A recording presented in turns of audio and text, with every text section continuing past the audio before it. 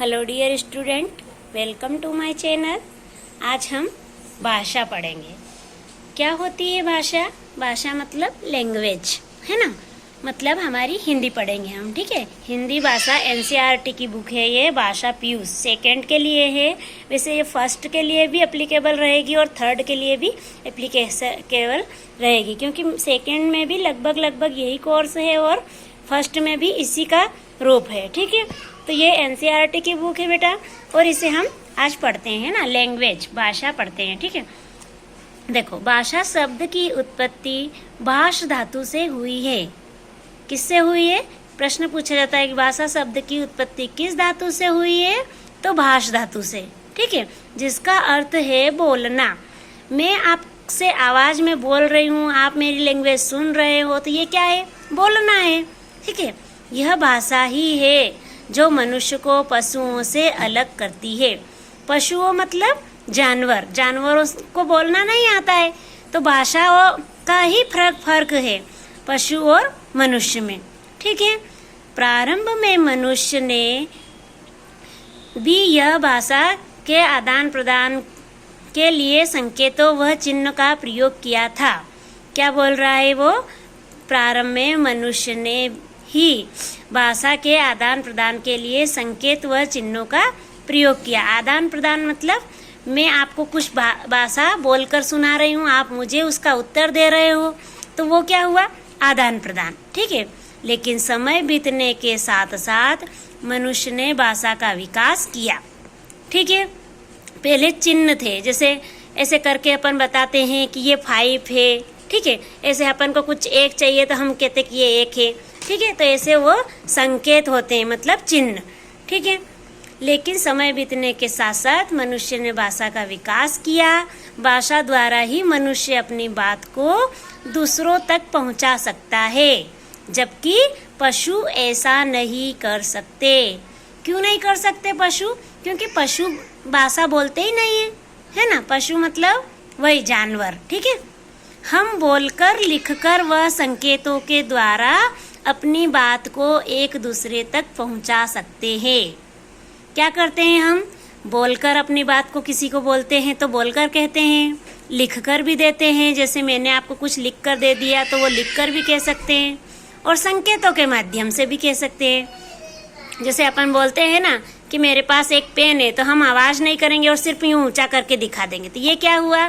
संकेत हुआ, ठीक है। अब देखो आगे, सोचिए भाषा के बिना हमारा जीवन कैसा होता। देखो, ये क्या कर रहे हैं? भाषा के माध्यम से ही हम कक्षा में पढ़ सकते हैं।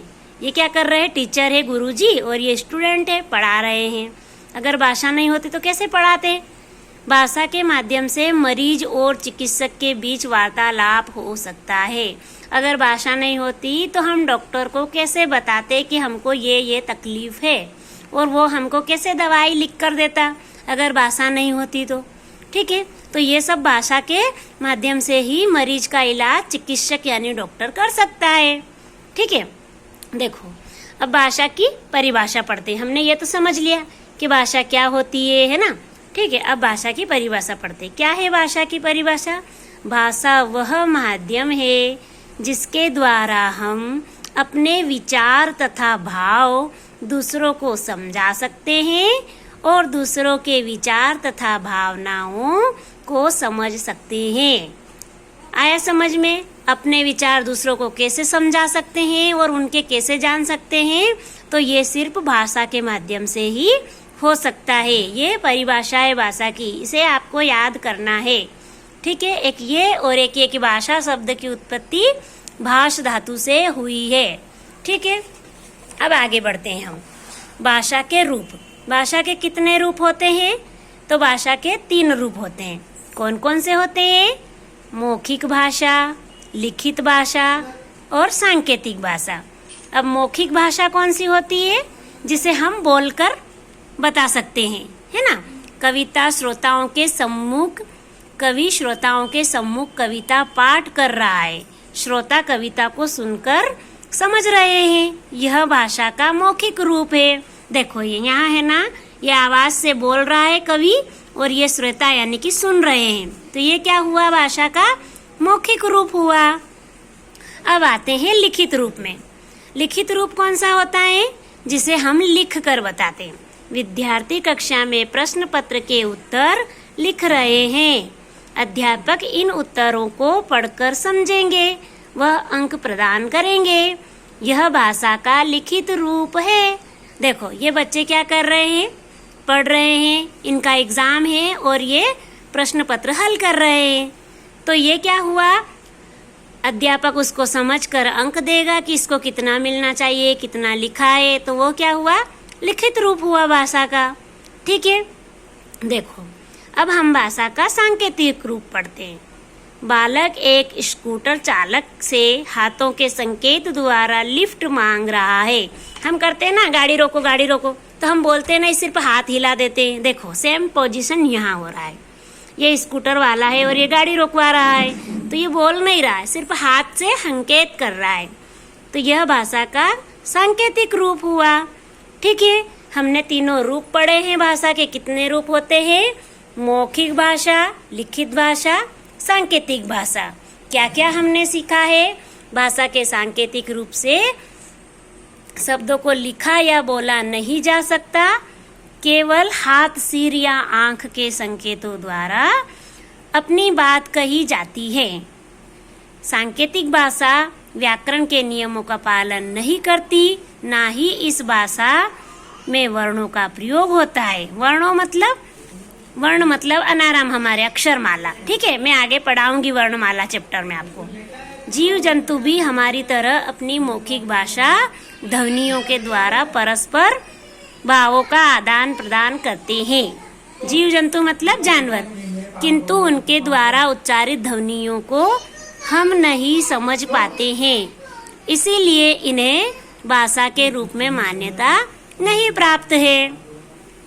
ठीक है, जैसे कौवा कांव कांव करता है, गधा ढेंचू ढेंचू करता है, बिल्ली म्याऊं म्याऊं करती है, मेंढक टर टर करता है। ठीक है, अब हमने क्या क्या सीखा है इस टॉपिक से, वो हमारा इम्पोर्टेंट है। देखो हमने क्या सीखा? एक दूसरे के विचारों व भावनाओं को जानना भाषा के द्वारा ही संभव है। दूसरा क्या बात सीखा हमने?